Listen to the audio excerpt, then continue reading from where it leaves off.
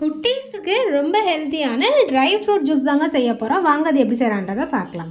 பவுலில் 10 பிஸ்தா எடுத்துருக்கீங்க. இது கூடவே ஒரு 6 முந்திரி பருப்பு எடுத்துருக்கேன், 10 பாதாம் எடுத்துருக்கேன், 2 டேட்ஸ் ஆட் பண்ணியிருக்கீங்க, ஒரு 10 ட்ரை கிரேப்ஸ் ஆட் பண்ணியிருக்கீங்க. இது கூட கொஞ்சமாக தண்ணி ஆட் பண்ணி இது ஓவர் நைட் ஊற வச்சிடலாங்க. இது ஒரு 5 மணிக்கூறாச்சும் நல்லா ஊறணுங்க. இதுக்கப்புறமா இதை அப்படியே எடுத்து பாதாமில் உள்ள தோலை ரிமூவ் பண்ணிவிட்டு இது எல்லாத்தையுமே ஒரு மிக்சி ஜாரில் ஆட் பண்ணிக்கலாங்க. இது கூடவே நான் ஒரு செவ்வாழை பழத்தை ஆட் பண்ணியிருக்கேன். ஸ்வீட்டுக்கு ஏற்ற மாதிரி ஜீனி ஆட் பண்ணிக்கோங்க. இது கூட தேனுமே ஆட் பண்ணிக்கலாங்க.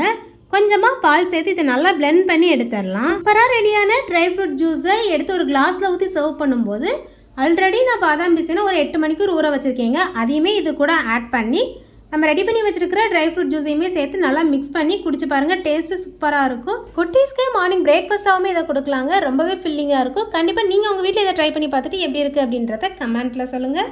உங்களுக்கு இந்த வீடியோ பிடிச்சிருந்து அப்படின்னா இந்த வீடியோக்கு ஒரு லைக் போட்டுக்கோங்க. மறக்காமல் நம்ம சேனலுக்கு சப்போர்ட் பண்ணி சப்ஸ்கிரைப் பண்ணி வச்சுக்கோங்க. நாளைக்கு வேறொரு இன்ட்ரெஸ்டிங்கான ரெசிபி வீடியோவில் சந்திக்கலாம். பாய்.